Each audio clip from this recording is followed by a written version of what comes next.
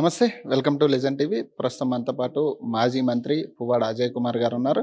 మాట్లాడే ప్రయత్నం చేద్దాం. సార్, ఖమ్మం నిన్న సీఎం రేవంత్ రెడ్డి గారు ఏవైతే వ్యాఖ్యలు చేశారో ప్రధానంగా అక్కడ అక్రమ కట్టడాల వల్లే ఇంత విజృంభణ జరిగింది అని చెప్పి ఆయన చెప్తా ఉన్నారు. మరి దీనికి ఏం చెప్తారు? అంటే ప్రజలు మునేరు పరివాహక ప్రాంతంలో ఉన్న కాలనీలు ఏవైతే ఉన్నారో ఆ ప్రజల ఇళ్ళు అక్రమ కట్టడాలా, ముంపు బాధితులు ఎవరైతే ఉన్నారో వాళ్ళు బఫర్ జోన్లో ఇల్లు కట్టుకున్న వాళ్ళు వాళ్ళ అక్రమ కట్టడాలా?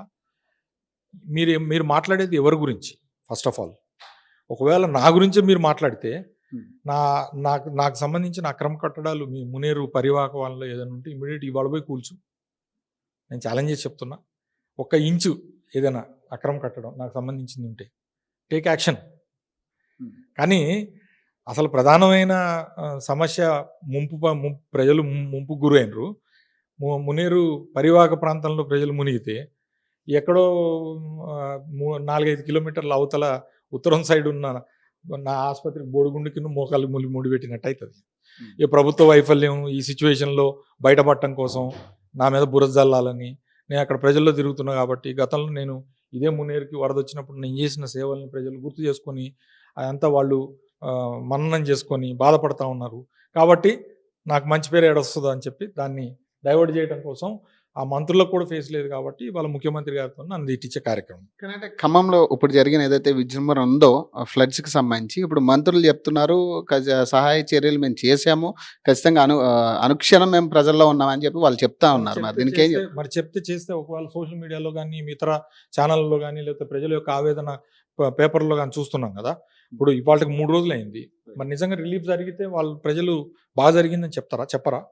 ఇదే ప్రజలు మీరు అక్కడికి పోతే గతంలో బీఆర్ఎస్ గవర్నమెంట్ బ్రహ్మాండంగా చేసింది, అజయ్ కుమార్ గారు బాగా చేసిండు, మంచిగా మమ్మల్ని తీసుకుపోయిండు, బోట్లు పెట్టిండు చెప్తున్నారు కదా. పోయిన సంవత్సరం ఎక్స్పీరియన్స్ వాళ్ళు చెప్తున్నారు, ఈ సంవత్సరం ఎక్స్పీరియన్స్ వాళ్ళు చెప్తా ఉన్నారు. మీరు బాగా పనిచేస్తే ప్రజలు శభాష్ అంటారు కదా. మరి ప్రజలు ఎందుకు శభాష్ అంటలేరు మిమ్మల్ని ఇప్పటికి కూడా? దానికి కారణం ఏంటంటే మీరు వైఫల్యం చెందారు కాబట్టి. ఇప్పటికి కూడా కాలనీలో ముఖం చూపించే పరిస్థితి లేదు. అనుకోవచ్చు అంటే utter failure in assessing the flood add నుంచి వస్తుంది, ఎంత వస్తుంది, వాళ్ళని అందరినీ కూడా మేము తీసుకుపోవాలా. సాటర్డే ఈవినింగ్ 21 ఫీటే ఉంది, 21 ఫీట్ నుంచి 33 ఫీట్ పోయిన దాకా ఒక మనిషిని తరలించలే. మరి ఏం చేశారు అధికారులు? ముందస్తు ఇంటిమేషన్ ఎందుకు ఇలా? ప్రజలు అడిగేది కూడా అదే, మాకు ఎందుకు ఇవ్వలే ముందస్తు ఇంటిమేషన్ అంట. ఇంటిమేషన్ ఇవ్వాలా, ఇస్తాం. మేమైతే మా ప్రభుత్వం ఉన్నప్పుడు మైకుల్లో అనౌన్స్మెంట్లు చేసి రెవెన్యూ, పోలీసు, ఇరిగేషన్, మున్సిపాలిటీ 4 అధికారులను పెట్టి వాళ్ళందరినీ కూడా సురక్షిత ప్రాంతాలకు పట్టుకొని పోతాం. సార్, అంటే ఒక పక్క ప్రజలు ఇబ్బందులు పడుతున్న పరిస్థితుల్లో ఒక సీఎం ఇట్లాంటి వ్యాఖ్యలు చేయడం అంటే కబ్జాలు జరిగినాయి, ఇట్లాంటి diversion politics, nothing but diversion politics. ఎప్పుడు కూడా డైవర్షన్ పాలిటిక్స్ మీద ఆధారపడే రాజకీయాలు చేసే మనస్తత్వం ముఖ్యమంత్రి గారు రేవంత్ రెడ్డి గారిది.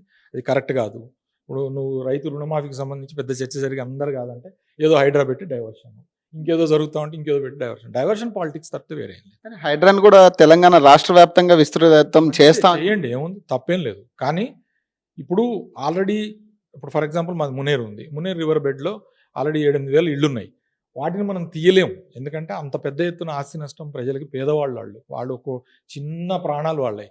అందుకని మేము ఏం చేసాం, అసలు వీళ్ళని ఏమీ నష్టపరచకుండా ఉండటానికి మునేరుకి ఇరువైపులా కాంక్రీట్ వాల్, రక్షణ గోడలు నిర్మాణం చేయాలని 650 కోట్లు శాంక్షన్ చేయించిన నేను మంత్రివర్గంలో ఉండి కేసీఆర్ గారు చెప్తే తక్షణం శాంక్షన్ చేసిండు. టెక్నికల్ శాంక్షన్ ఉంది, అడ్మినిస్ట్రేటివ్ శాంక్షన్ అన్నీ ఉన్నాయి. దానికి నువ్వు పనులు ఎందుకు చేపట్టట్లేదు? ఇప్పుడు 9 నెలలు అయింది. ఇప్పుడు ఈ వరద లోపల చేసేస్తే అయిపోతుండే కదా. ఈ 6 నెలల్లో డ్రై పీరియడ్ ఉండే కదా. అందుకని దాని మీద దృష్టి పెట్టాలి, అది శాశ్వత పరిష్కారం. ప్లస్ తాత్కాలికంగా ముందు వాళ్ళకి ఉపశమనం కలిగించండి.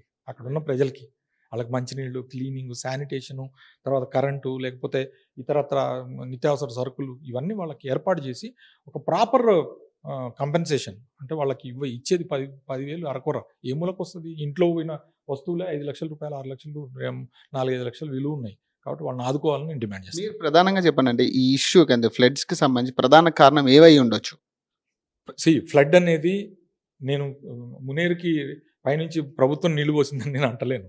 కానీ ప్రభుత్వంలో ఉన్న వాళ్ళు, అధికారులు చేయాల్సింది ఏంటంటే ముందస్తు జాగ్రత్త చర్యలు అవి తీసుకోవడంలో విఫలమైంది. అది ఒప్పుకోండి, ఏమవుతుంది? అది ఒప్పుకోండి, అయిపోయి ఏమవుతుంది? తప్పులేదుగా. సుప్రీంకోర్టు దగ్గర ఒప్పుకోలే, మేము చింతిస్తున్నాం, క్షమాపణ చెప్తున్నాం అని. అట్లనే ఒప్పుకోండి, అయిపోతుంది. 1 నిమిషంలో పని అయిపోతుంది. ప్రజలు మిమ్మల్ని క్షమిస్తారు.